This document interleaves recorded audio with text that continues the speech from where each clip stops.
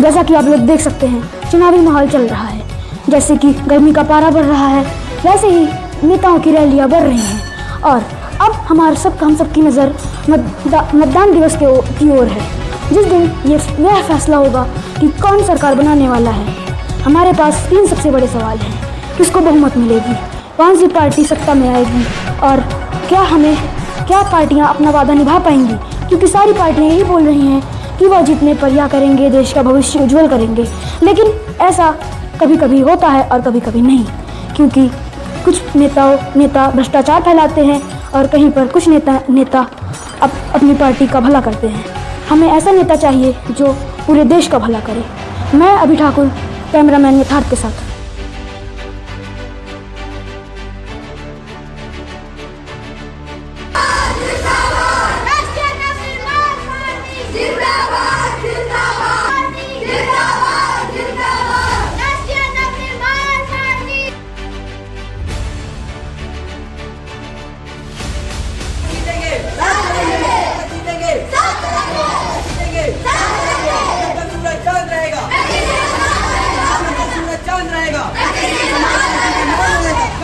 चांद रहेगा।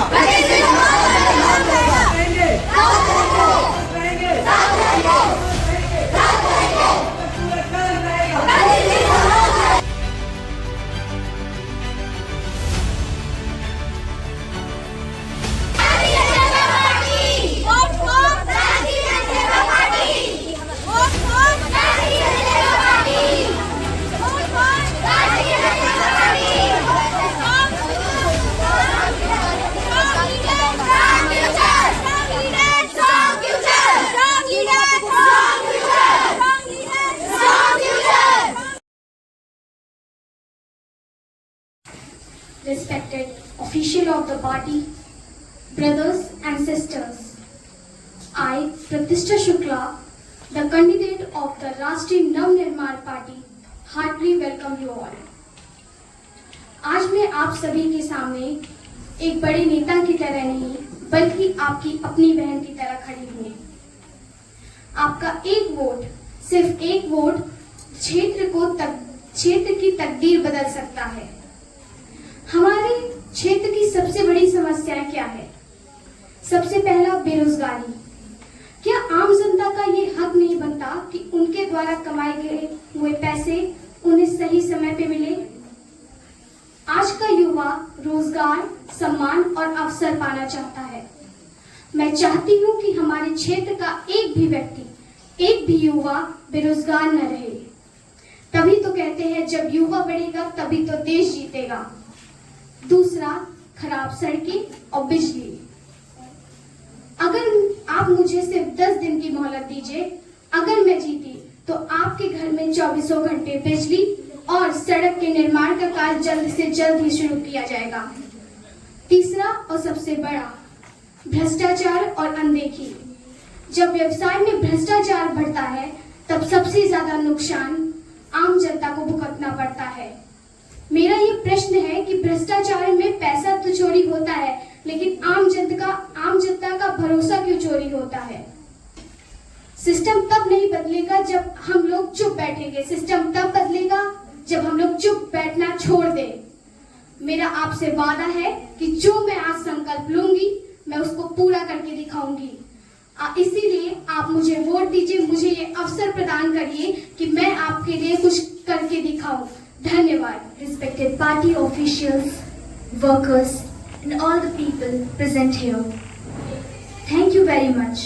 I, Divyanshi Mishra, as the president of my Rashtriya Jan Seva Party, welcome you all and present my party's manifesto for the upcoming elections. मेरे प्रिय भाइयों और बहनों, हमारा पहला संकल्प है कि आपको भय मुक्त और सुरक्षित वातावरण प्रदान करना। हमारा दूसरा संकल्प यह है कि आपको विद्युत और स्वच्छ पीने के पानी की व्यवस्था कराना।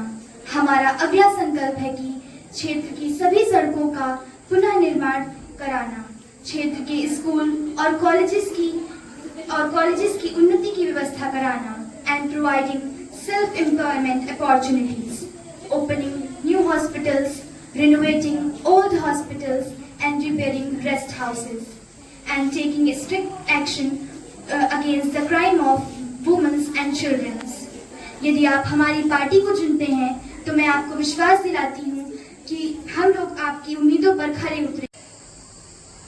मंच पर उपस्थित हमारे सम्मानित शिक्षक, अतिथिगण, पार्टी के कर्मठ कार्यकर्ताओं और मेरे प्यारे साथियों, भाइयों और बहनों, आप सभी को मेरा सादर प्रणाम। जैसे कि आप जानते हैं, मैं देवेंद्र कुमार प्रगतिशील समाज पार्टी का अध्यक्ष हूं और कुछ दिनों में चुनाव होने वाले हैं, तो मैं आपकी समस्या को सुलझाने में महत्वपूर्ण भूमिका निभाऊंगा। इसी क्रम में मैं आज आपके समक्ष अपना संकल्प पत्र प्रस्तुत करने जा रहा हूं। सुरक्षा की व्यवस्था को सही करना, जिससे अपराधों पर रोक लगेगी। शिक्षा के प्रति हमारी पार्टी का विशेष ध्यान रहेगा। स्वास्थ्य के संदर्भ में हम अच्छी व सस्ती दवाइयों का प्रयोग करेंगे। किसान भाइयों के लिए सही बाजार का उपलब्ध होगा और हमारे भाइयों और देशवासियों के लिए हम प्रतियोगिता लाएंगे, जिससे उन्हें उनकी हर फील्ड पे वे अपनी अच्छी सी भूमिका निभाएंगे। और वातावरण को साफ रखने के लिए हम प्रतिदिन ज्यादा से ज्यादा पेड़ लगाएंगे। अंत में मैं आपसे यही निवेदन करूंगा, आप अपना अमूल्य मत मुझे देकर विजय बनाएं। धन्यवाद। प्रगतिशील समाज पार्टी को जिताओ।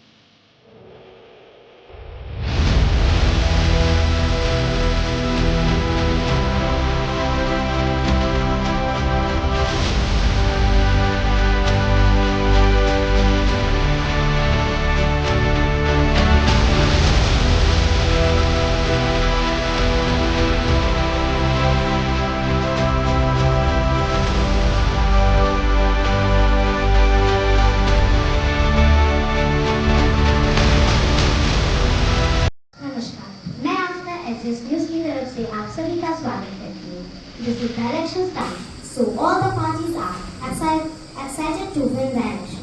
इसी क्रम में आज हमारे स्टूडियो में मिस्टर देवेंद्र कुमार प्रगतिशील समाज पार्टी से, मिस प्रतिष्ठा शुक्ला राष्ट्रीय नवनिर्माण पार्टी से और मिस दिव्यांशी मिश्रा राष्ट्रीय जनसेवा पार्टी से।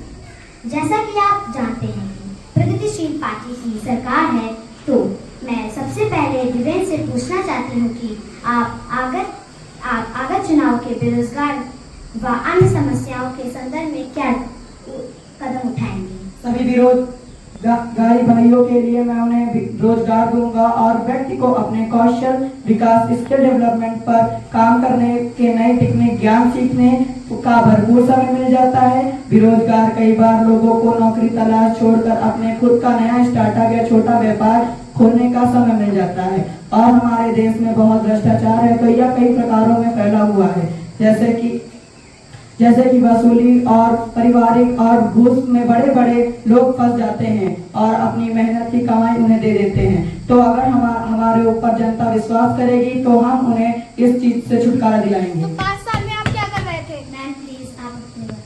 हम लोग प्रतिष्ठा जी से जानने का प्रयास करेंगे कि भ्रष्टाचार व अन्य समस्याओं से उनका क्या विचार है। मेरी विपक्षी साथी ने अभी बेरोजगारी की बात कर रहे थे, लेकिन मैं कहना चाहूँगी कि बेरोजगारी अपने आप नहीं बढ़ती। जब भ्रष्टाचार बढ़ता है तब सरकारी योजनाओं के पैसे सही जगह ना ही पहुँचते हैं, रिश्वतखोरी होती है और कालाबाजारी होती है। पैसा ना पहुँचने के कारण लोगों तक ना पहुँचने के कारण लोग अपने आवाज़ नहीं उठा पाते हैं। लोग कह नहीं पाते कि उनके अंदर क्या बीत रही है। उनको उनका हक नहीं मिल पा रहा है। ऐसे नेताओं को जल्द से जल्द बाहर निकालना चाहिए। जो सरकार अभी चल रही है वो अभी तक क्या कर रही थी? जब भ्रष्टाचार हो रहा था, लोग को उनका हक नहीं मिल रहा था, तो वो क्या कर रहे थे? सिर्फ वो बैठे हुए थे और देख रहे थे। कैसे आप कह सकते हैं? सर प्लीज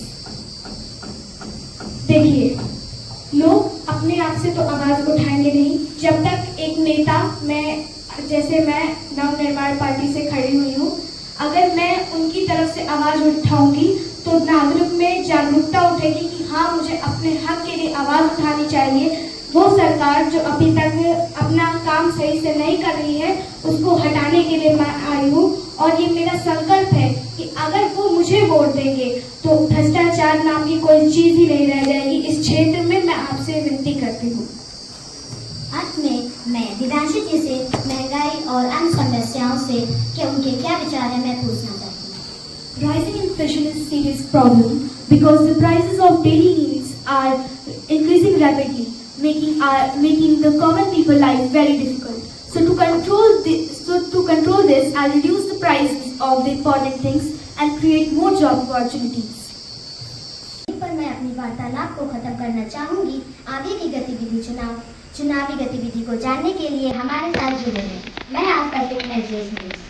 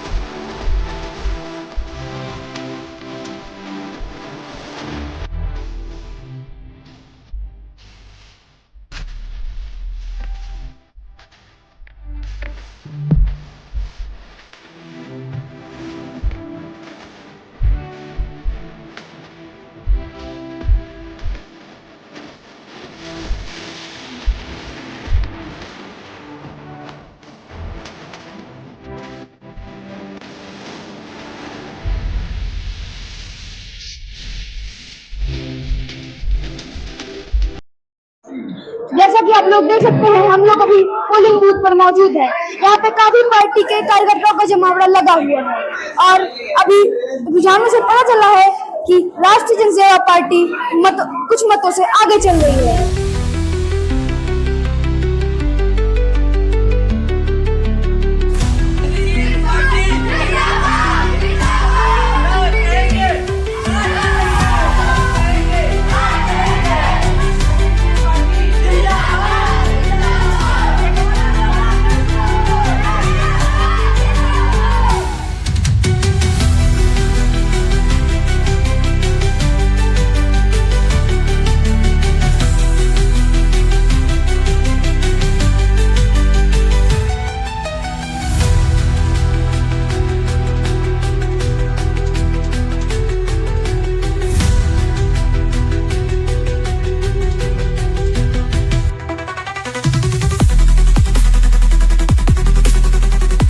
प्रगतिशील समाज पार्टी के नेता जो कि जीत चुके हैं, देवेंद्र कुमार, अभी उनसे हम बात करेंगे।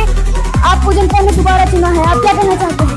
हमने जनता को संतुष्ट रखा, इसलिए हमें उन्होंने दोबारा चुना है। हम उनको हमेशा संतुष्ट रखने का प्रयास करेंगे और उन्हें कभी निराश नहीं करेंगे। आपको क्या लगता है दूसरी पार्टियों की हार की क्या वजह है? उनकी हारने की यही वजह है कि उन्होंने 1-2 बार जीता हो तो उन्होंने जनता को संतुष्ट नहीं किया होगा, इसीलिए। तो इनका कहना है कि दूसरी पार्टियों की हार की वजह एक बार जीतने पर जनता को संतुष्ट न करना है।